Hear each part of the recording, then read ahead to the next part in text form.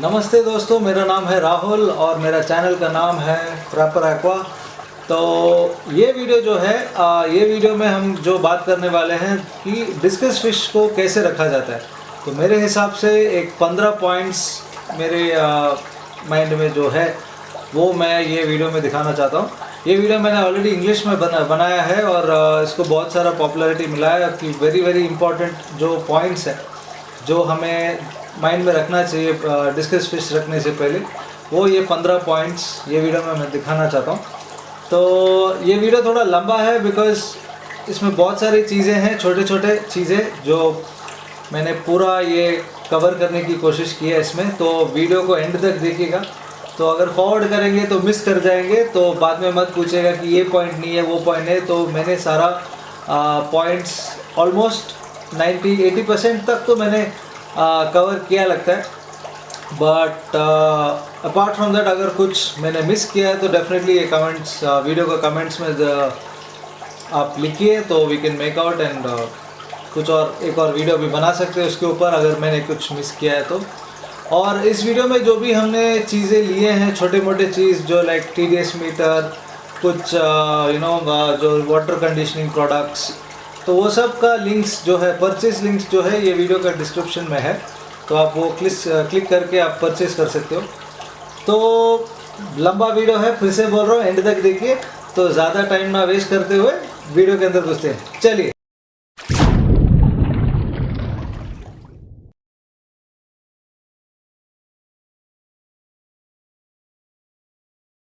तो पहला टॉपिक शुरू करते हैं। तो पहला टॉपिक जो है वो है टैंक का साइज़ बहुत लोग बात करते हैं कि ये साइज़ चाहिए, वो साइज़ चाहिए। तो बहुत सारी चीज़ें चलता रह रहा है, बहुत सारे चैनल्स में भी बोले हैं। तो मेरे हिसाब से अगर आप शुरू कर रहे हो तो मिनिमम 100 to 120 लीटर्स का टैंक मस्ट है। बिकॉज डिस्कस को एक्चुअली स्कूलिंग फिशेस बोलते हैं। डिस्कस जो है एक साथ में चलते रहते हैं अपने साथ में। तो मिनिमम एक 6 से 8 डिस्कस आप रखना ही चाहिए। बहुत लोग क्या करते हैं, 2 डिस्कस को लेके आके टैंक में डाल देते हैं। वो बहुत ही उनको क्या होता है, बहुत स्ट्रेस होता है और वो बहुत टाइम लेते हैं सेटल होने में टैंक में। तो ब्रीडिंग पर अलग चीज़ है। ब्रीडिंग में तो 2 ही है, तो वो दूसरी बात है। अगर कंफर्म ब्रीडिंग पर है तो वो 2 फिश एक छोटे से टैंक में भी ठीक है। लेकिन अगर आप एक community tank group of fishes रखने का प्लान है तो मिनिमम 6 to 8 डिस्कस रखना ही है। तो अगर जो भी साइज़ आप लोगे, तो इफ़ यू बाइंग, अगर आप छोटे से साइज़ ले रहे हो तो लाइक मैंने जो पहले बोला था 100 to 120 litres is minimum tank का साइज़ होना चाहिए। तो that is the basic calculation. तो आइडियली बेस्ट अगर आप डिस्कस को रखने का सीरियसली प्लान कर रहे हो तो एटलीस्ट 3 फीट का रखिए, 3 feet width, 1.5 feet height, 1.5 feet depth आप टैंक रख सकते हो। उसमें ऑलमोस्ट एक 200 लीटर के पास पानी का कैपेसिटी रहेगा। तो वो बहुत ही बेस्ट रहेगा। 6 से 8 अप टू 10 डिस्कस आप रख सकते हो उसमें। तो वो अच्छा एक साइज़ रहेगा आपको डिस्कस रखने के लिए।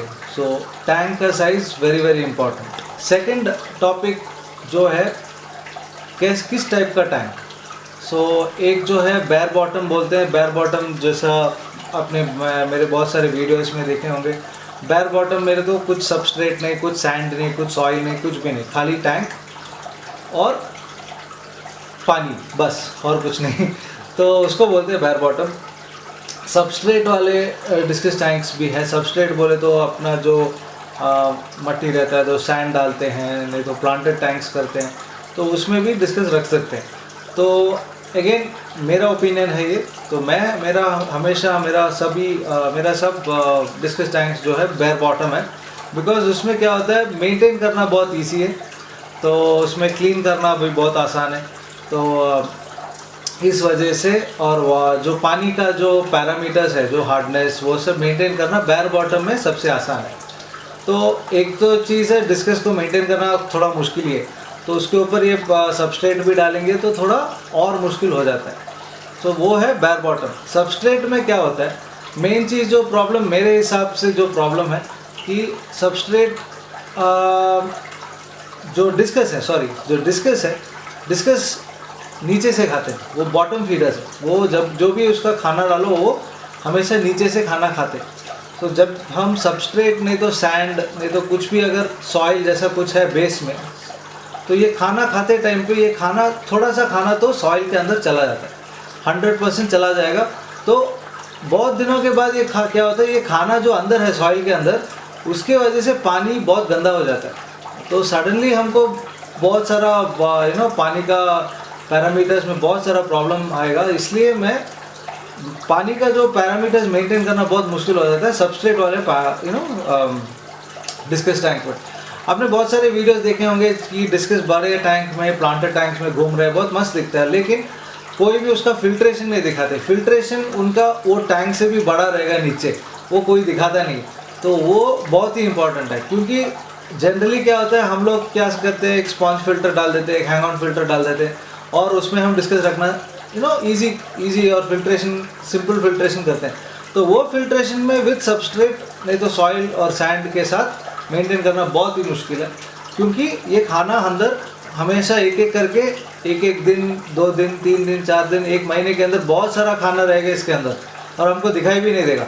तो इसकी वजह से पानी पूरा गंदा हो सकता है और फिश मर भी सकता है। तो इसके लिए वजह से मेंटेन करना मुश्किल है, लेकिन बहुत सारे लोग मेंटेन करते हैं उसको। अब तभी 1 in 15 days 15 दिन में उसको निकाल के सॉइल को सभी थोड़ा क्लीनिंग करने से मेंटेन कर सकते हैं, लेकिन काम बढ़ता है, लेकिन दिखता अच्छा है। तो वो आपके ऊपर डिपेंड है।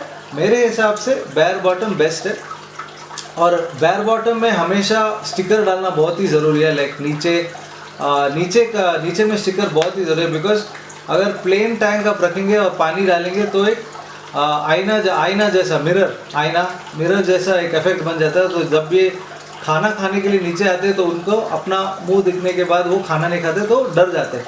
तो उसके वजह से हमको स्टिकर डालना बहुत ही इम्पोर्टेंट है पानी डालने से पहले। तो अगर आप मेरे वीडियोस पहले का वीडियोस देखेंगे तो मेरा सभी टैंक्स तीनों तरफ से कवर्ड है, सिर्फ फ्रंट का ग्लास खुला रहता है। तो वो एक क्योंकि बिकॉज डिस्कस को एक क्लोज्ड जगह पसंद है, तो वो मेरा ओपिनियन है। मेरे को बहुत अच्छा मेरा फिशेस को सब अच्छा लगता है, तो मैं वैसे ही करके छोड़ा है सब।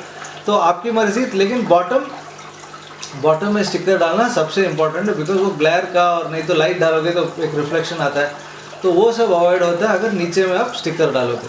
सो बेयर बॉटम अगर कर रहे हो तो बॉटम में स्टिकर मस्ट है, 100% डालने का ही है। तो मैंने एक वीडियो भी बनाया कैसे स्टिकर डालते हैं, वो मैं लिंक वीडियो के डिस्क्रिप्शन में डाल देता हूँ, तो वो आप देख सकते हैं। तीसरा टॉपिक, कितना डिस्कस। कितना डिस्कस लें, कहाँ से लें, एक और टॉपिक है, वो आएगा बाद में। तो मैंने पहले भी पॉइंट नंबर 1 में बोला था कि discus are actually schooling fishes means they move together, नहीं साथ में चलते रहते हैं वो। तो मिनिमम 6 से 10 मिनिमम आप 100% लेना ही है, तभी आपको वो डिस्कस का बराबर से स्ट्रेस लेवल सब कम होगा, वो ग्रुप में चलते रहे। तो प्रेफरेबली अगर आप शुरू कर रहे हो तो एक ही वैरायटी लेना, मिक्स मत करो। डिस्कस में बहुत सारे कलर्स हैं मेरे को पता है, लेकिन एक ही वैरायटी लो। एक ही वैरायटी में अगर 6 नहीं तो 6 नहीं तो 10 डिस्कस आप लोगे तो वो जब आपके घर में आएंगे तो वो सेटल जल्दी हो जाएंगे, आपके घर में आराम से सेट हो जाएंगे जल्दी, क्योंकि वो सब साथ में थे, साथ में आ गए घर को। जब आप मिक्स करोगे 3-4 कलर्स इधर उधर मिक्स करोगे, एक चीज़ जो सबसे बड़ा चीज़ जो होता है क्रॉस कंटामिनेशन। एक डिस्कस में अगर कुछ प्रॉब्लम है दूसरे डिस्कस में इमीडिएटली अफेक्ट हो जाएगा और पूरा टैंक एक 2-3 दिन में पूरा अफेक्ट हो जाएगा। तो मिक्सिंग बहुत ही मैं रेकमेंड नहीं करूँगा। अगर कर रहे हो तो करो, लेकिन सेपरेट करके उनको क्वारंटीन करो। क्वारंटीन प्रोसेस जो है एक प्रोसेस है जो आप अपने घर में लेके आके एक सेपरेट टैंक में वो फिशेस को रखिए at least for 45 days 45 to 50 days, फिर 50 दिन तक एटलीस्ट सेपरेट एक टैंक में रख के वाटर चेंजेस कीजिए और छोटा सा डीवर्मिंग कीजिए। तो अगर वो नया फिशेस में कुछ प्रॉब्लम है वो एक टैंक में निकल जाएगा, तो आपका मेन टैंक में नहीं आएगा। तो इसलिए मैं बोलता हूँ मिक्सिंग बैचेस मैं रेकमेंड नहीं करूँगा। तो आई ऑलवेज से आप हमेशा एक ही बैच लीजिए। एंड अगर आप शुरू कर रहे हो, पहली बार अगर डिस्कस रख रहे हो, तो मिनिमम आप 2 इंच प्लस साइज़ का लीजिए। छोटा डिस्कस कभी मत लीजिए, बिकॉज बहुत सारे मिलते हैं आजकल मार्केट में कि ½ inch, 1 inch coin size, thumbnail size, ये सब बहुत मिलते हैं, बहुत चीप भी मिलता है। नहीं लेकिन उनको मेंटेन करना बहुत ही मुश्किल है, उनको वो साइज़ से बड़ा करने में बहुत मुश्किल है। मैंने भी बहुत ट्राई किया है, लेकिन मैं नहीं बोलता कि मैं एक्सपर्ट हूँ, लेकिन बहुत मुश्किल है। एंड लाइक बहुत बारी मेरे हाथ से ही बहुत फेल हुआ है, वो सर्वाइव नहीं करते। तो इफ़ यू स्टार्टिंग, अगर आप शुरू कर रहे हो तो 100% आई वुड पर्सनली मैं रेकमेंड करूँगा 2 इंच के ऊपर का साइज़ आप लीजिए, जो भी वैरायटी आपकी मर्ज़ी, लेकिन 2 इंच के ऊपर का साइज़। तो तब उनको उसमें आपको उसका शेप भी पता चल जाएगा, थोड़ा सा कलर भी आ जाएगा आपको। नहीं तो एक्चुअली डिस्कस आप छोटे छोटे साइज़ में देखो तो सभी एक ही, आई मीन येलो ही दिखता है, तो आपको साइज़ भी पता नहीं चलेगा, आई मीन कलर और साइज़ पता नहीं चलेगा। So it's always better two by 2 inch plus. थोड़ा ज़्यादा पैसा लगेगा, लेकिन आपको तो एटलीस्ट सेटल रहेगा और वो थोड़ा मेच्योर भी हो जाएगा, तो आपके घर पे आके जल्दी सेटल होने का चांस है। तो 2 इंच प्लस मिनिमम। तो एक और चीज़ जो है, जब ये मैं एक्चुअली पहले बोलने का था, जो इम्पॉर्टेंट चीज़ जो है साइज़, अभी एक टैंक का साइज़ अगर आप डिसाइड कर रहे हो तो वो है एक बड़ा डिस्कस के लिए 30 लीटर का पानी चाहिए। तो अगर आप 10 डिस्कस रखने का प्लान है तो मिनिमम आपको 300 लीटर का टैंक चाहिए। तो 30 लीटर एक डिस्कस के लिए, एक बड़ा डिस्कस के लिए, छोटे के नहीं। तो क्या होता है, अगर आप सबसे स्टार्टिंग से एक बड़ा टैंक में छोटे छोटे डिस्कस को डालोगे तो सभी एक तरफ में रखनी, तो इसलिए मैं बोलता हूँ छोटे टैंक से शुरू कीजिए। अगर आप छोटा साइज़ ले रहे हो 2 इंच का, तो एक छोटा सा साइज़ से शुरू कीजिए, जब वो बड़ा हो जाएंगे तो बड़ा टैंक कीजिए। एंड डिस्कस जो है बहुत बड़ा होगा, अप टू 9 इंचेस, आपके हाथ से भी बड़ा, इतना बड़ा होएगा वो, तो उसके लिए उतना जगह भी चाहिए। तो स्टार्टिंग में ही बड़ा सा टैंक लेने का ज़रूरत नहीं है, छोटा सा टैंक से शुरू कीजिए, जब वो बड़ा हो जाएंगे तब आप बड़ा सा टैंक सेटअप कीजिए। So that is the best way to do it. तो 30 लीटर एक डिस्कस के लिए, वो बेसिक कैलकुलेशन। अगर आप 20 डिस्कस रखने चाहते हो तो 20 × 30, तो 600 लीटर्स का टैंक आपको चाहिए, तो बड़ा टैंक, तभी वो अपने आप में घूमते रहेंगे और बहुत सुंदर दिखेंगे उसमें। चौथा टॉपिक जो है हमारा, ये बहुत सारे लोग मुझसे पूछते रहते हैं कि आप डिस्कस सेल करते हो कि नहीं, डिस्कस कहाँ से लें। तो मैं हमेशा बोलता हूँ कि डिस्कस जो है बहुत ही ब्यूटीफुल फिश है, बहुत ही खूबसूरत फिश है। तो उसको हम एक्चुअली सेलेक्ट अगर कर सकें कहीं जाके अपने आप, तो वो सबसे बेस्ट है। लेकिन सबके जगह पे वो डिस्कस मिलता नहीं है, तो बहुत सारे लोगों को वो शिप करना पड़ता है, इंपोर्ट करना पड़ता है, तो वो एक बहुत बड़ा प्रॉब्लम है।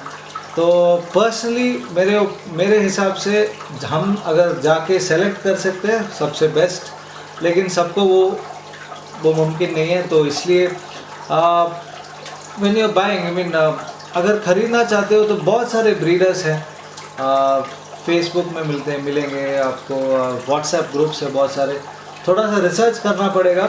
अगर आपको वैसा है तो हमारा एक फेसबुक पेज है, तो उसमें भी बहुत सारे ब्रीडर्स पोस्ट करते हैं डिस्कस के ऊपर, and all over India ship भी करते हैं, तो आप उसमें भी आप आके आप चेक कर सकते हो। लेकिन पर्सनली मेरा ओपिनियन है कि अगर हम जाके सेलेक्ट कर सकते हैं तो सबसे बेस्ट। बिकॉज क्या होता है, अगर देयर आर पीपल, अभी मैं बैंगलोर में हूँ, कलकत्ता से मैंने अगर सेलेक्ट किया तो उधर से इधर वो शिप कर देंगे, लेकिन उतना टाइम ट्रेन में, नहीं तो फ्लाइट में, जो भी, उतना टाइम वो डिस्कस का ट्रैवल का टाइम बहुत लंबा हो जाता है। तो डिस्कस ऑब्वियसली उसमें स्ट्रेस ज़्यादा हो जाता है, इसकी वजह से वो आपके घर में आके सेटल होने के लिए भी उतना ही टाइम लेता है।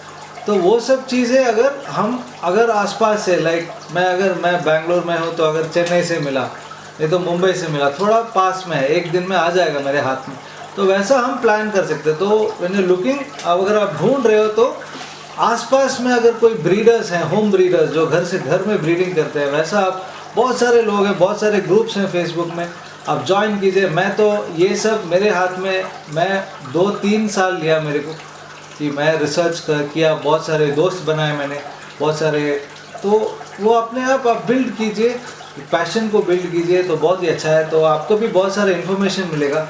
एक जो बहुत ही इम्पॉर्टेंट चीज़ जो है, अगर आप ब्रीडर से लेंगे तो आपका जो उधर का जो वाटर का पानी का जो पैरामीटर्स जो वो मेंटेन करते हैं, वो आप अपने टैंक में रेडी करके रख सकते हो। जब वो फिश आपके घर आएगा तो उसका जो फिश का जो स्ट्रेस लेवल जो है, वो ट्रैवल का ये सब बहुत कम हो जाएगा। बिकॉज जिस पानी में वो था और जिस पानी में वो जाने वाला है, दोनों सेम लेवल में अगर है तो उसका स्ट्रेस लेवल बहुत कम रहेगा। तो ये सब चीज़ें हम बात करके पता कर सकते हैं जब फिश आने से पहले। ये सब छोटे छोटे चीज़ें तो आप देखिए, अगर आप ढूंढेंगे तो सब मिलता है। तो सब थोड़ा सा रिसर्च कीजिए। और हमारा, जैसे मैंने पहले बोला, हमारा फेसबुक पेज भी है, आप उधर में आके ज्वाइन कर सकते हो। तो बहुत सारे ब्रीडर्स उधर पे भी पोस्ट करते हैं, तो जो जेन्युइन है तो आप उधर से भी उनको कांटेक्ट करके ले सकते हो। तो अभी के लिए that is the best way. I personally feel travel time जो लॉन्ग डिस्टेंस शिपिंग थोड़ा अवॉइड करने से अच्छा है मेरे हिसाब से। सब मेरे हिसाब से, ठीक है, ये रूल नहीं है, सब मेरे हिसाब से मैं बोल रहा हूँ। बिकॉज फिश का स्ट्रेस लेवल कम करना मेरा सबसे इम्पॉर्टेंट चीज़ है, नहीं तो सब प्रॉब्लम है। तो इसलिए 5वां पॉइंट सबसे इम्पॉर्टेंट, बहुत सारे लोगों को डिस्कस के साथ दूसरा फिशेस रखने का बहुत शौक है। तो सभी फिशेस के साथ डिस्कस नहीं रख सकते, क्योंकि जैसे मैंने पहले बोला, डिस्कस एक साथ अपने आप को ग्रुप में चलते रहते हैं। तो उसके साथ में अगर आप थोड़ा बहुत तेज़ जाने वाला फिशेस अगर रखोगे तो वो बहुत टेंशन में आ जाता है। तो वैसा बहुत सारे फिशेस हैं जो रख सकते हैं डिस्कस के साथ, और बहुत सारे फिशेस हैं जो कभी भी नहीं रख सकते।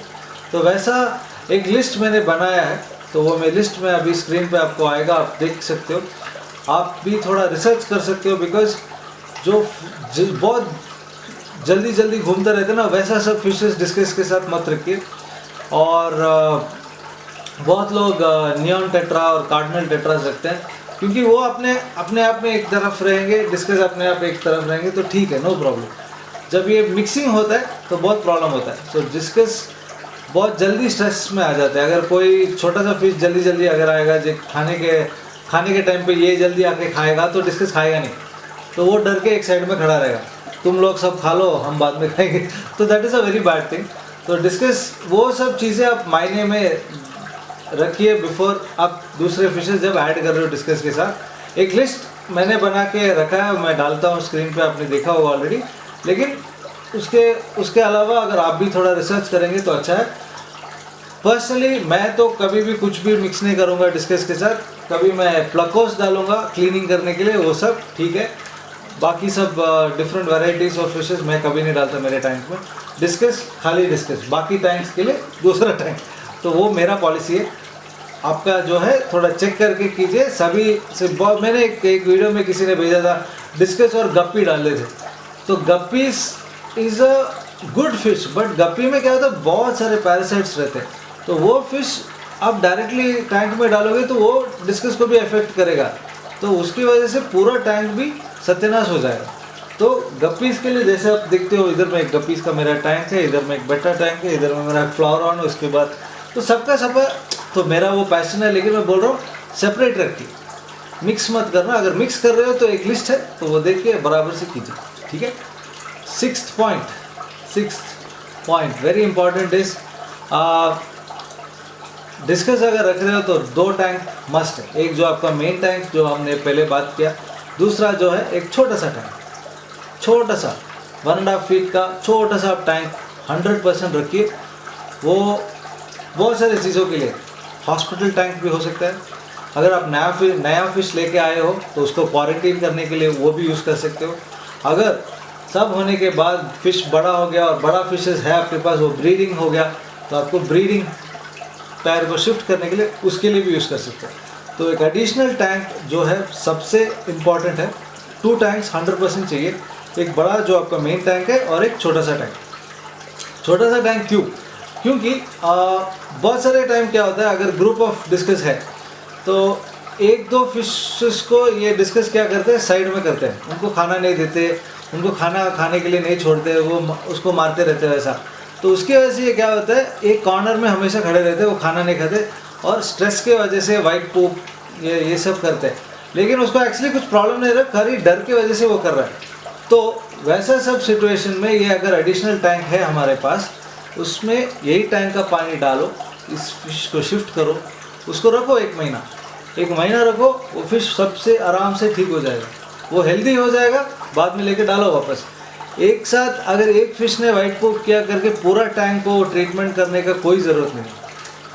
तो that is a big mistake, बहुत सारे लोग ये कर रहे हैं। एक फिश ने वाइट पोप किया, उसको क्या प्रॉब्लम है पता नहीं, क्या करते हैं पूरा फिश टैंक को ट्रीटमेंट कर देते हैं। फिर ट्रीटमेंट करने का बात नहीं है, ट्रीटमेंट किया तो पूरा गया, आपका टैंक क्लीन करना पड़ेगा, आपका फिल्ट्रेशन चला जाता है, सब कुछ मेंटेन करना बहुत मुश्किल हो जाता है। तो ऑलवेज एक एडिशनल टैंक रहने से आपको छोटा छोटा ऐसे ट्रीटमेंट्स करना सबसे आसान।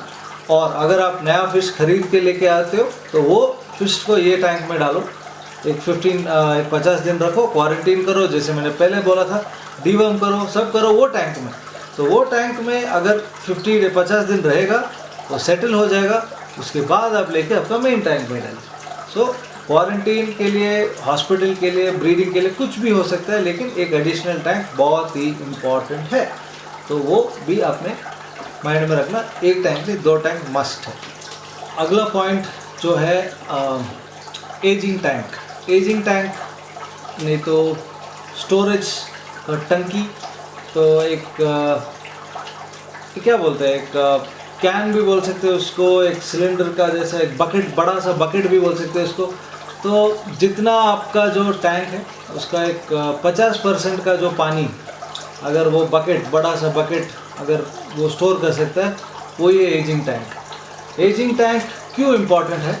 क्योंकि जो पानी हमको डायरेक्टली आता है म्यूनसिपाल्टी से, नहीं तो बोरवेल से, नहीं तो अपने हमारा जो ओवरहेड टैंक से आता है, उसमें बहुत सारी चीज़ें रहते हैं जो अगर आप डायरेक्टली अपने टैंक में डालोगे तो वो पूरा फिश तो डायरेक्ट इफेक्ट हो रहा है। तो इसके वजह से एक दिन नहीं तो 2 दिन पहले, अगर कल नहीं तो परसों अगर आप वाटर चेंज करने वाले हो, तो वो जो वाटर चेंज का पानी जो है ये एक बकेट में आप स्टोर करके रखते हो।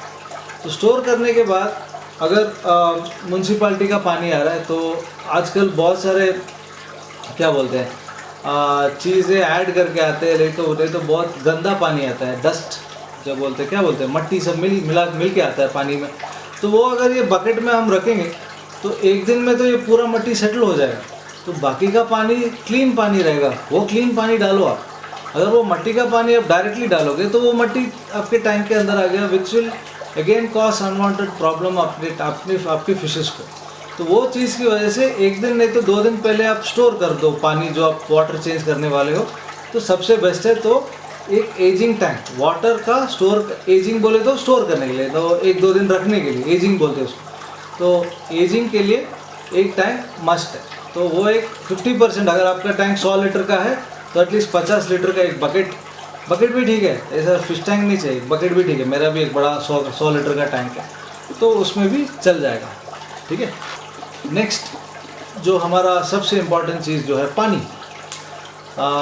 सभी फिशेस को पानी चाहिए, और पानी आजकल जो पानी आता है तो बहुत सारे मिलावटों के साथ आता है। तो मैं जो है इधर पे आपके स्क्रीन में आएगा, सीकैम प्राइम करके एक लिक्विड है जो क्लोरीमाइंस सब निकालता है। तो वो एक लिक्विड मैं यूज़ करता हूँ, बहुत सालों से यूज़ कर रहा हूँ मैं। बहुत सारी चीज़ें ट्राई किए, हाइपो ट्राई किया है, बहुत सारे डीक्लोरिनेटिंग लिक्विड्स मिलते हैं, लेकिन ये चीज़ जो है खाली क्लोरीन नहीं निकालता है, क्लोरीमाइंस निकालता है। अगर पानी में अमोनिया, नाइट्रेट सब निकालता है। थोड़ा कॉस्टली है लेकिन बहुत दिन चलता है। खाली 200 लीटर के लिए 5 ml डालना पड़ता है, तो बहुत सारा एडवांटेजेस है इसमें। तो ये जो है पानी जो आता है हमारे, मैं बोल रहा हूँ बैंगलोर में मेरे को कावेरी का पानी आता है, तो उसमें बहुत सारे क्लोरीन ये सब केमिकल्स मिक्स रहता है। तो मैं क्या करता हूँ, जो मेरा एजिंग टैंक है, जो मैं बकेट है मेरा बड़ा, वो बकेट में पानी डाल के ये प्राइम डाल के छोड़ देता हूँ 2 दिन, उसके बाद लेके डाल देता हूँ टैंक में, नो टेंशन। तो जो भी गंदगी है वो सब वो जो हमारे एजिंग टैंक के नीचे, तो एजिंग टैंक का एक बॉटम का एक 3-4 इंच का लेवल तक मैं पानी नहीं निकालता, वो वेस्ट। तो वो भी जो भी वेस्ट वो खड़ा रहता है उसमें हम निकाल देते हैं बस। तो ये सब चीज़ें हैं एजिंग और वाटर कंडीशनिंग का। तो बहुत सारे लोग क्या करते हैं, डायरेक्ट पानी डालते हैं टैंक में और इसमें प्राइम डालते हैं। वो भी कर सकते हैं, मैं नहीं बोलता कि वो गलत है, लेकिन उसमें बहुत सारे प्रॉब्लम्स भी है। तो वो प्रॉब्लम्स मैं बात नहीं करूँगा, बिकॉज मैं वैसा करता नहीं हूँ, मैं कभी भी रेकमेंड नहीं करूँगा। तो या एज करो यार, पानी को एज करो, कंडीशन करने के बाद यूज़ कीजिए तो स्ट्रेस लेवल्स कम होता है, तो डिस्कस भी हैप्पी रहेगा। और नॉट डिस्कस, एनी फिश, जो भी आप फिश रोकोगे, ये सब प्रोसीजर बेसिक थिंग्स है, आप प्रोसीजर फॉलो कीजिए तो बहुत ही अच्छा है, सभी फिश हैप्पी रहेंगे।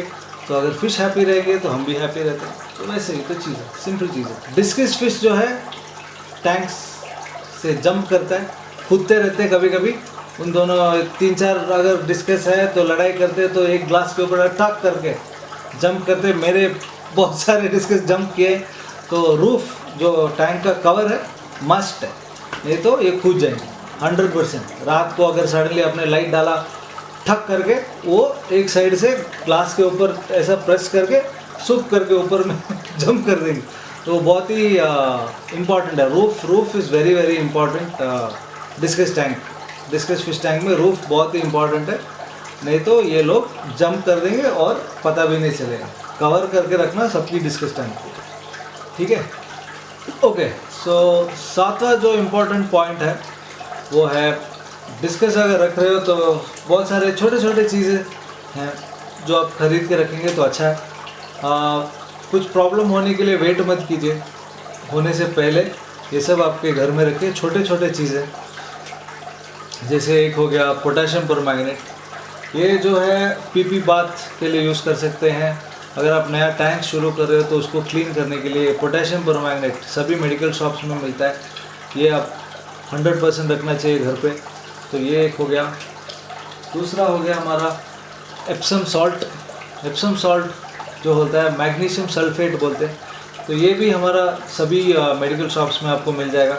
मेनली अगर आपका डिस्कस को कुछ ब्लोटेड स्टमक, पेट थोड़ा फूल गया है, तो उसके लिए एप्सम सॉल्ट आप हमेशा यूज़ कर सकते हो। 1 ग्राम पर लीटर, जैसे मैंने बोला एडिशनल टैंक है तो उसको शिफ्ट कीजिए। वो टैंक में जितना लीटर आपने पानी डाला है, अगर 20 लीटर डाला है तो 20 ग्राम एप्सम सॉल्ट डाल के 2 दिन छोड़िए। अगर उसमें जो पेट खुला है तो उसको वो लूज मोशन करके निकाल देता है। तो Epsom salt is very very important. तीसरा जो है हमारा रॉक सॉल्ट, जो नॉर्मल जो सॉल्ट आता है, रॉक सॉल्ट जो समुद्र से जो मिलता है, नमक, समुद्र वाला नमक जो नॉन आयोडाइज्ड है, वो वाला रॉक सॉल्ट हमेशा घर पे रखना बहुत ही ज़रूरी है। तो अगर फिशेस, नया फिश आ गया है कि कुछ स्ट्रेस लेवल ज़्यादा हो गया, पेपरिंग ज़्यादा हो गया, तो सेम थिंग 1 ग्राम पर लीटर आप डाल सकते हो रॉक सॉल्ट उसमें। उसका जो स्ट्रेस लेवल्स है वो कम हो जाता है। लेकिन वो टाइम पे हमारा TDS बहुत बड़ा हो जाता है, लेकिन वो स्ट्रेस लेवल कम करता है, तो ठीक है, इट्स स्टिल ओके। लेकिन वो non iodised rock salt is very very important, वो चाहिए। Then is very important TDS meter. ये मैंने बहुत सारे वीडियोस में बोले हैं, TDS मीटर। इसका लिंक अभी मैं ये वीडियो के डिस्क्रिप्शन में डालूंगा।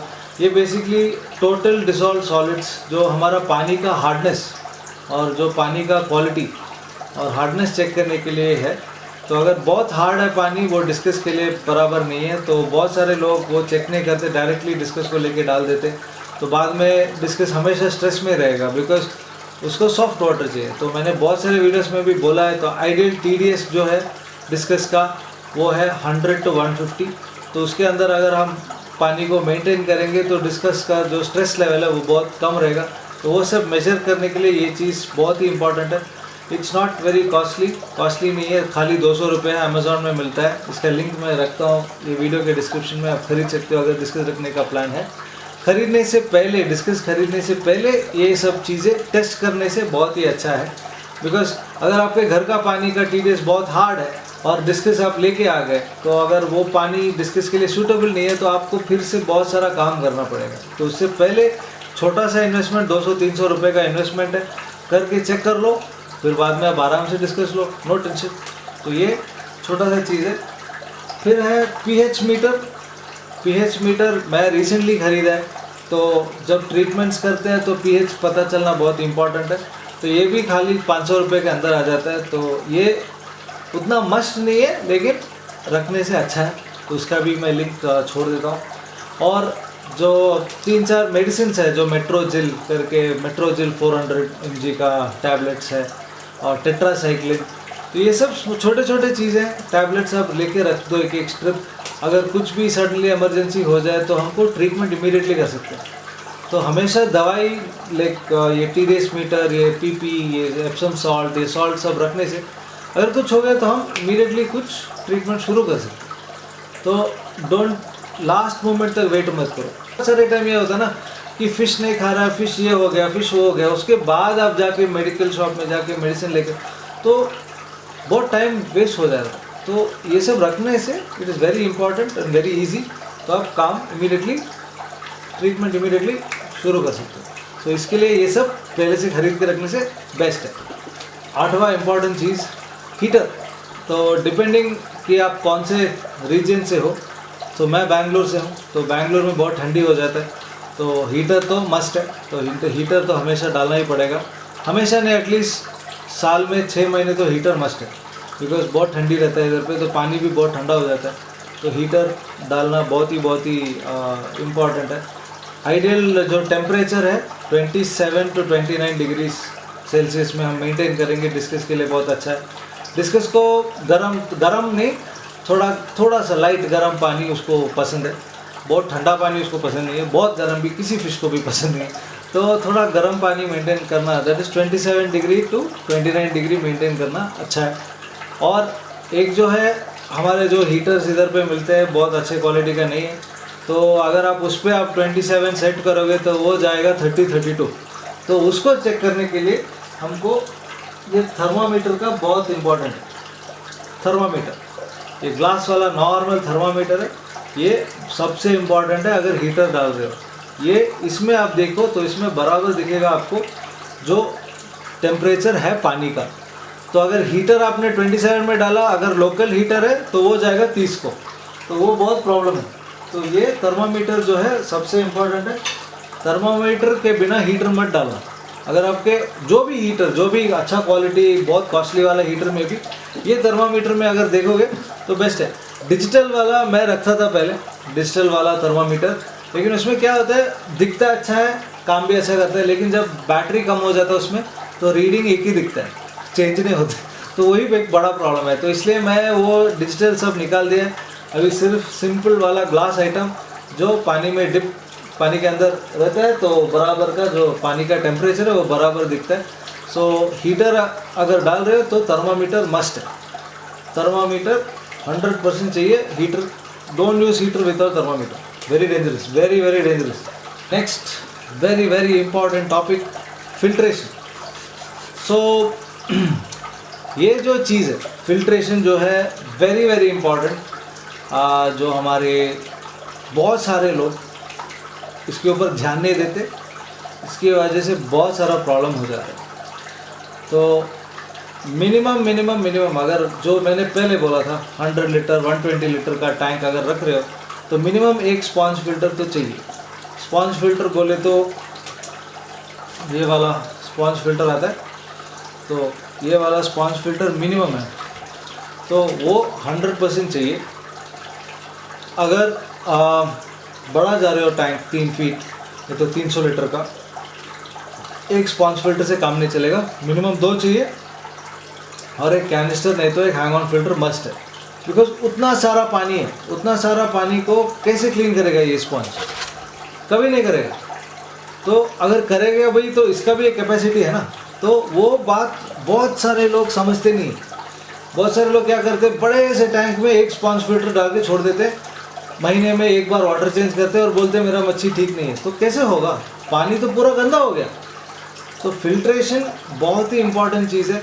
तो जितना बड़ा आपका टैंक जा रहा है उतना बड़ा आपका फिल्ट्रेशन रहने का, तभी आपका फिश और टैंक मस्त दिखेगा, नहीं तो नहीं दिखेगा। तो the point is very simple. Sponge filter एक टाइप का फिल्ट्रेशन है, कैनिस्टर फिल्टर आते हैं, हैंग ऑन फिल्टर्स आते हैं, बहुत सारे वीडियोस भी मैंने बनाए पहले से। तो अगर आप कैनिस्टर, अगर आप 3 फीट का टैंक बना रहे हो, मिनिमम एक कैनिस्टर नहीं तो हैंग ऑन फिल्टर चाहिए। 2 स्पॉन्ज फिल्टर से कभी काम नहीं चलेगा। तो वो बहुत ही एक रॉन्ग आइडिया है। बहुत सारे लोग ऐसा सोचते हैं कि एक अगर आप 2 स्पॉन्ज फिल्टर में काम चलाना चाहते हो तो लेकिन वाटर चेंज आप ज़्यादा करो, दैट्स ऑल। तो आप वीकली 3 बार वाटर चेंज करो एटलीस्ट 50%। तो नया पानी आ रहा है तो ये 2 स्पॉन्ज फिल्टर में वो गंदगी जो है वो ले लेगा, नो प्रॉब्लम। अगर आपको वाटर चेंज करने का टाइम नहीं है तो आप इन्वेस्ट करना पड़ेगा, नहीं तो बिकॉज डिस्कस जो है बहुत सारा वेस्ट निकालता है, बहुत सारा गंदगी करता है टैंक को, तो वो सब निकल के जाने का ना। तो इसलिए फ़िल्ट्रेशन बहुत ही इंपॉर्टेंट चीज़ है।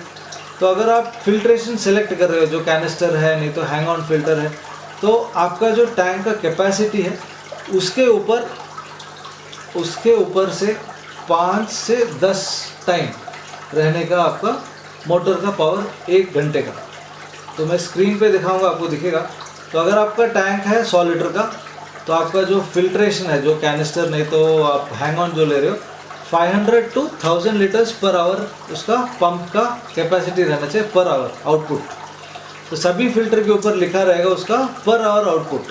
तो अगर आपका 300 लीटर का टैंक है तो you should look for at least 1500 litres per hour pump per hour output का उतना बड़ा वाला कैनिस्टर चाहिए, तभी आपको वो बराबर का फिल्ट्रेशन मिलेगा, नहीं तो नहीं मिलेगा। तो ये बहुत ही इंपॉर्टेंट चीज़ है filtration when it comes to which बहुत सारे लोग उसको माइंड नहीं करते। बहुत सारे लोग बोलते हैं मैं डेली वाटर चेंज करूँगा, मैं डेली करता हूँ 50%। भाई मेरे मैं बोलता हूँ एक सिंपल चीज़ है, स्टार्टिंग में मैं भी करता था, कितना दिन करोगे आप? तो अगर आप 50% डेली करोगे, 1 वीक में नहीं किया तो आपका फिश को इमीडिएटली अफेक्ट हो जाएगा, बिकॉज उतना आप फ्रेश वाटर देते आ रहे हो इतने साल से और सडनली आपने रोक दिया तो क्या करेगा फिश? तो वो सब चीज़ है। तो आप जो कंफर्टेबल हो उसमें करो। तो मैं जो है अभी भी इतने टैंक है मेरे पास, मैं भी वीकली 2 टाइम्स करता हूँ वाटर चेंज आराम से, 20-30% मैं करता हूँ, लेकिन साइफन करता हूँ वेस्ट। तो ईजी होने का हॉबी जो है सिर्फ काम करना नहीं है, हॉबी जो है हमको फिश को भी देखना है, एंजॉय करना है, वो भी तो करने का ना। पूरा टाइम वाटर चेंज करो, ये करो, इसलिए तो सभी लोग बोलते हैं डिस्कस बहुत मुश्किल है रखने के लिए।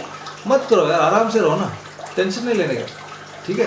तो ओके, 13th वाला जो टॉपिक है वो है लाइटिंग। तो डिस्कस को हमेशा लाइटिंग उतना ज़्यादा ब्राइट लाइटिंग और बहुत तेज़ वाला लाइटिंग उनको उतना पसंद नहीं है। सडनली जब हम लाइट डालते हैं तो सडनली डर जाते हैं, तो इधर उधर जाके मार देते हैं अपने आप को। स्पेशली अगर आप प्लांटेड का कुछ कर रहे हो कि ड्रिफ्टवुड कुछ रख रहे हो, तो बहुत ब्राइट वाला लाइटिंग मत कीजिए। सो नॉर्मल वाला लाइटिंग यार, नॉर्मल LED लाइट्स बस है उसके लिए। तो कुछ हाईटेक प्लांटेड टैंक्स में बहुत ब्राइट लाइटिंग रहता है, तो जब भी ये लाइट ऑन होता है तो ये थोड़ा ऐसे डर के ना ठक करके इधर उधर जाके मार देते हैं, तो वो सब होता है। तो ब्राइट लाइटिंग का ज़रूरत नहीं, नॉर्मल लाइटिंग बस है डिस्कस के लिए। इसलिए मैं बोल रहा था, पहले मैंने बोला था कि बॉटम में हमको वाइट स्टिकर डालना पड़ेगा बेस। अगर बैर बॉटम टैंक बना रहे हो तो ये लाइट जब मारेगा तो उसका रिफ्लेक्शन नहीं आएगा, तो वो डल हो जाएगा। इसलिए मैं बोलता हूँ कि वाइट स्टिकर डालो, नहीं तो अगर आप सबस्ट्रेट डाल रहे हो तो वो लाइट तो रिफ्लेक्ट नहीं होगा। तो लाइटिंग उतना मेजर ज़रूरी नहीं, लेकिन या white light is more than enough. कुछ लाइटिंग का ऑप्शंस मैं ये वीडियो का डिस्क्रिप्शन में डालता हूँ, आप अमेज़ॉन से भी पिकअप कर सकते हो। तो ये हो गया लाइटिंग के बारे में। नेक्स्ट सबसे इम्पॉर्टेंट चीज़, अगर आप 3-4 फिश टैंक रखते हो घर पे, तो एक फिश टैंक को एक साइफन चाहिए। साइफन बोले तो जो हम पानी निकालने के लिए, नहीं तो क्लीन करने के लिए जो यूज़ करते हैं साइफन, वो चीज़ जो है हर फिश टैंक को दूसरा रखना चाहिए। इट इज़ सेम, एक ही साइफन रख के 3-4 टैंक में मत डालिए, बिकॉज वो बहुत सारा क्या बोलते हैं क्रॉस कंटामिनेशन। अगर एक टैंक में कुछ प्रॉब्लम है वो भी हमारा दूसरा टैंक में भी अफेक्ट हो जाएगा। इसलिए अगर 3-4 फिश टैंक है तो जितने फिश टैंक उतने सारे साइफन चाहिए, बहुत ही इंपॉर्टेंट है। नहीं तो ये एक क्रॉस कंटामिनेशन बहुत प्रॉब्लम है। डिस्कस में ही नहीं, कोई भी फिश में भी ये कॉमनली होता है, हमको पता भी नहीं चलता। एक फिश इफेक्ट रहेगा तो 4 फिश टैंक में भी वही, अगर गिल फ्लू कुछ भी उसका कुछ प्रॉब्लम है, वो सभी फिश टैंक को आ जाएगा। तो इसलिए एक siphon for every fish tank, her fish tank को एक साइफन। एक और वेरी इंपॉर्टेंट चीज़ इज़, मैं हमेशा वो करता हूँ कि अगर मैंने हाथ एक फिश टैंक के अंदर डाला क्लीन करने के लिए, मैं हमेशा हाथ धोने के बाद ही दूसरा फिश टैंक में मैं अपना हाथ डालता हूँ, बिकॉज मेरे हाथ से भी कुछ कंटामिनेशन दूसरे फिश टैंक में आ सकते हैं। तो हमेशा अगर मैं ये फिश टैंक अभी क्लीन करूँगा जाके हाथ धोने के बाद, फिर बाद में नेक्स्ट फिश टैंक क्लीन करूँगा। तो हाथ भी बहुत ही इंपॉर्टेंट है। एक ड्रॉप पानी से भी इन्फेक्शन इधर उधर हो सकता है अगर किसी फिश टैंक में प्रॉब्लम हो तो। सो ये सब अवॉइड करने के लिए ये छोटे छोटे चीज़ें, ये साइफन जो है 100-200 रुपये में मिल जाता है, तो वो सब एक स्मॉल इन्वेस्टमेंट है, वो बहुत ही इंपॉर्टेंट है। तो इसलिए हर फिश टैंक को एक एक siphon. Okay, one more important thing is this is, ये मस्ट नहीं है लेकिन अगर रखोगे तो बहुत अच्छा है अगर आप डिस्कस सब रखने का प्लान कर रहे हो। ये है API fresh water test kit. ये API fresh water test kit जो है, इसमें हमको ammonia, nitrate, nitrite, pH, high pH ये सब हमको टेस्ट करना बहुत आसान हो जाता है। तो अगर हमारे फ़िश को बहुत स्ट्रेस लेवल्स है, तो अगर हमारा फ़िल्टर एस्टेब्लिश नहीं हुआ है, तो वो सब में अमोनिया बहुत ज़्यादा बिल्ड होता है टैंक में। तो अमोनिया की वजह से क्या होता है कि फ़िश का स्किन में ये सब बहुत प्रॉब्लम्स हो सकता है, वो बहुत स्ट्रेस लेवल्स में रहते हैं। तो ये सब वजह से फ़िश को एक एक बीमारी आ जाती है। तो ये सब छोटे छोटे चीज़ है, लेकिन ये थोड़ा एक्सपेंसिव है, अबाउट 2700 कुछ है इसका ऑनलाइन में। अगर ये एक इन्वेस्टमेंट आप करोगे तो मेरे हिसाब से अच्छा है, बिकॉज ये हॉबी जो है, हम जो है कितने 2000-3000 रुपये दे के एक मच्छी लेते हैं। तो ये सब मच्छी को अच्छा रखने के लिए छोटे छोटे चीज़ अगर हम खरीद के, ये तो ऑलमोस्ट 3-4 साल चलेगा ये एक टेस्ट किट। तो अगर हमको डाउट है ऐसा कि ये पानी अगर बराबर है कि नहीं, वो सब हमको क्लियर कर सकते हैं ये टेस्ट किट की वजह से। तो जैसे मैंने बोला कि अमोनिया, नाइट्रेट, नाइट्राइट, pH ये सब ये एक टेस्ट किट में हमको पता चल जाएगा कि अगर हमारा टैंक एस्टैब्लिश हो गया है कि अभी फ़िश डाल सकते हैं। अभी आप नया फ़िश टैंक शुरू कर रहे हो तो हाँ, बहुत सारे वीडियोस आपने देखा होगा कि हमेशा फ़िश टैंक को साइकिल करने के बाद ही फ़िश को डालना चाहिए। 10-15 दिन आप फिल्टर को खाली चला के। ये क्यों करते हैं? क्योंकि ये अमोनिया लेवल्स कम होने के लिए, जो हमारा फ़िल्टर में है वो मीडिया जो है उसमें ये बेनिफिशियल बैक्टीरिया भरने के बाद ही हमारे टैंक में जो अमोनिया है वो सब निकल जाएगा। जब अमोनिया निकल जाएगा तो हर फिश के लिए वो फिश टैंक और पानी सेफ़ है। इसलिए ये सब पता चलने के लिए ये टेस्ट किट बहुत ही ज़रूरी है। तो ये मस्ट नहीं है, लेकिन अगर लोगे तो अच्छा है। तो ये रखने से अच्छा है, it is good to, it basically वो सपोर्ट करता है हमारे हॉबी को। और कि मैंने जब शुरू किया था, मेरे को प्रॉब्लम हुआ था, तो मैं पानी लेके दूसरा एक्वेरियम शॉप को जाके ये टेस्ट करके आना पड़ता था मेरे को, क्योंकि हमको पता नहीं चलता ना क्या हो गया प्रॉब्लम। तो अभी बहुत सारे लोग मेरे को वीडियो भेजते हैं, ये प्रॉब्लम है सर, ये हो गया वो हो गया, लेकिन मैं ये पूछता हूँ TDS क्या है, pH क्या है, वाटर का अमोनिया कितना है, फिल्ट्रेशन क्या है। तो इन सब के लिए आंसर नहीं है। तो ये सब, अगर ये सब प्रॉब्लम है तो ऑब्वियसली फ़िश को प्रॉब्लम होगा ना। तो ये सब चीज़ अगर हम बराबर में रखेंगे तो फ़िश को उतना प्रॉब्लम नहीं होगा। So basically it is only that. तो ये थे 15 नहीं तो 15 पॉइंट्स जो मेरे हिसाब से बहुत ही इंपॉर्टेंट है डिस्कस फिश रखने के लिए। तो आशा करता हूँ कि आपको ये वीडियो अच्छा लगा। अगर अच्छा लगा तो लाइक कीजिए, शेयर कीजिए। अगर आपने मेरा चैनल अभी तक सब्सक्राइब नहीं किया तो सब्सक्राइब कीजिए। और भी बहुत सारे हिंदी वीडियोस आने वाले हैं, तो सब्सक्राइब कीजिए और बेल आइकॉन दबाना ना भूलिए, तो आपको नोटिफिकेशन मिल जाएगा। तो बाकी के क्या बोलते हैं, मैं हमेशा इंग्लिश में ये बोलता हूँ, this hobby is really fun if you do it the right way. ये हॉबी बहुत ही अच्छा है अगर हम करेक्ट से करेंगे, नहीं तो एक चीज़ में हम प्रॉब्लम हो जाता है। तो बराबर से आप थोड़ा रिसर्च कीजिए, जो भी फिश आप रखना चाहते हो। तो मैंने बहुत सारे वीडियोस ऑलरेडी बनाए हैं और एक एक करके अभी मैं पुराने वीडियोस को हिंदी में ऐसे यही तरह से कन्वर्ट करने वाला हूँ। And thank you very much. बहुत लंबा वीडियो था, एंड तक देखने के लिए थैंक्स अ लॉट। और अगर बोर हो गया तो सॉरी, ठीक है। तो अगले वीडियो तक take care, bye bye, see you.